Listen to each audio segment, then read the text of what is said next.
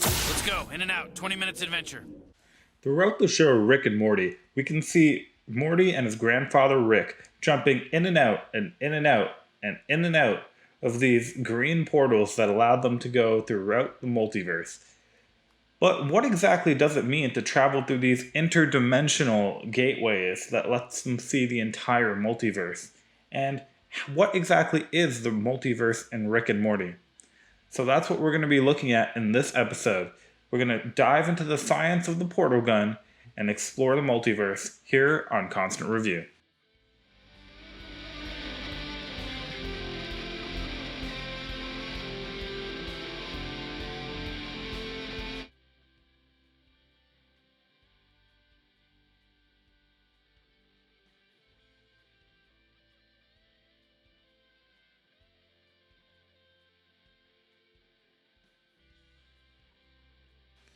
You know, I gotta say, having a portal gun that can take you on an adventure anytime you want is definitely the number one thing from Rick and Morty's universe that I'd like to take.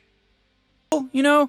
Oh, it looks cool, huh? That's why you want it? Yeah, you know, We've already started our look into the multiple universes of Rick and Morty, and in the last episode we covered how Rick is almost certainly not from the dimension that we see at the beginning of the Rick and Morty show. Instead, now we take a look at what exactly are the universes in Rick and Morty and what makes up the multiverse. So, Rick and Morty loosely follows a scientific principle for creating the multiverse called the many worlds interpretation. Put simply, the many worlds interpretation states that for every decision that we have, each option creates its own separate universe. Therefore, starting at an initial point, our universe breaks off into tangents over and over and over again, and each of those parallel universes that we create through our indecisions creates an alternate reality. Ew. Wait, what am I saying? Were either of you guys uncertain about anything just now? oh man, We can see this most avidly demonstrated in the season 2 premiere episode, where Rick states explicitly that they are not on the regular timeline. I thought there were infinite timelines. We're not on any timeline, dummy. Look. Because they are not on the regular timeline, in fact, they are not on any timeline, their indecision creates breaks in their reality. However, usually, if they had been on a timeline, their indecision would simply just create alternate branches in the multiverse. So, every single time another decision comes up in the show, the universe branches out, creating two universes in which either situation has happened. We see this first in the episode Rick Potion number 9, where he explains that even though he failed at curing the disease, there's an infinite number of universes, and in some of those, he did successfully cure the disease and everything would go back to normal. It's fine. Everything is fine. There's an infinite number of realities, Morty. And in a few dozen of those, I got lucky and turned everything back to normal. Now, because every decision that has ever happened can possibly lead to creating another branch of the multiverse, it can be seen that the multiverse is massively expansive, which has many, many possible worlds, hence the name of the theory. In fact, it's really difficult to stipulate what could and could not happen in the many worlds theory. I just need to take a moment to address one very popular misconception of the actual theory itself.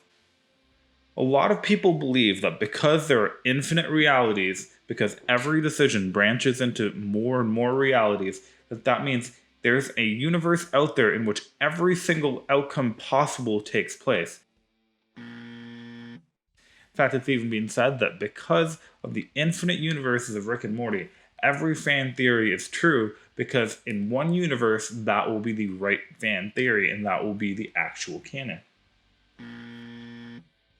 This is based on the idea that an infinite number of universes means all possibilities are realized, and that assumption is just not true. For example, there are infinite numbers between 0 and infinity. However, the number -1 is not in that group.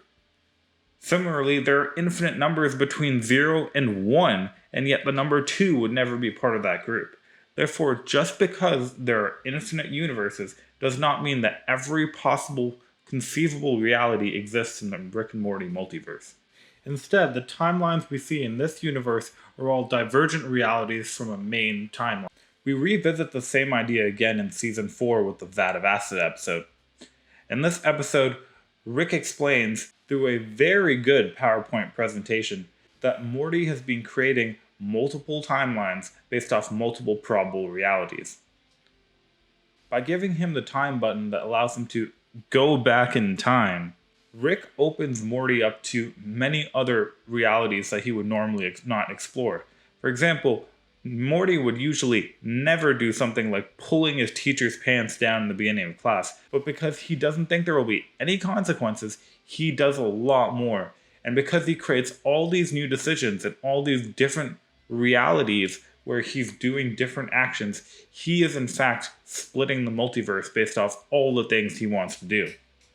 At the end of this episode, Rick gives him the option to get rid of them, because the original point is at still time-stamped, and therefore he could make those probable realities disappear by making Morty have done all those things. And so that's the reason why when we see the Citadel and when we see all these different Ricks and Mortys, for the most part, they all look mostly the same. Most Ricks and most Mortys look the same because the basis for their reality is coming from the same point of divergence. In fact, this is even referenced when Ricks at the Citadel refer to there being a central finite curve. Last question! You fit the profile! Of all the Ricks in the central finite curve, you're the malcontent. Those stories and more after this break.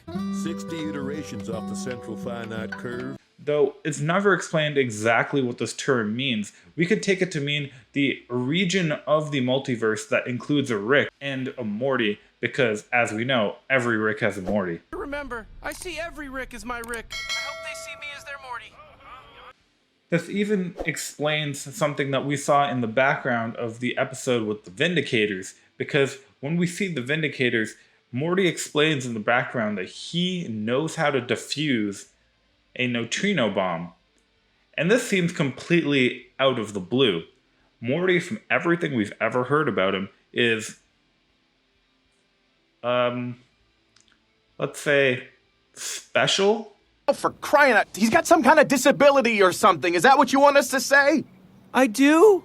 But in this episode, we find out that Morty knows how to disarm a neutrino bomb, which might seem shocking to the fans. Morty, how many of these? Too many, Rick! Too many!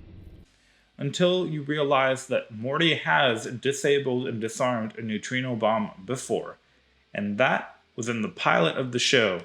And what you may be thinking is this sounds like a weird coincidence that this Morty has the ability to disable improvised neutrino bombs.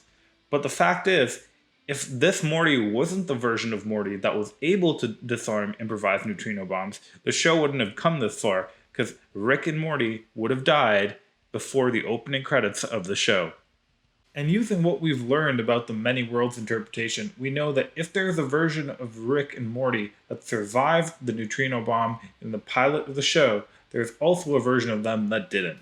It's because for every point in the Rick and Morty universe where characters face a difficult decision or a very difficult situation, there's a version of themselves that managed to accomplish the task successfully and a version that managed to fail.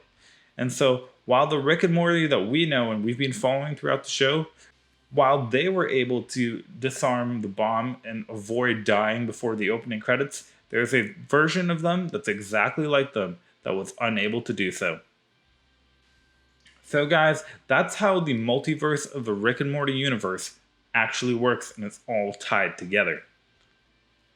But how does this tie into what we talked about last video, and more importantly, how does this tie into who Rick's original Morty is? Well, we'll cover that in the next episode, and I hope to see you guys there. Bye.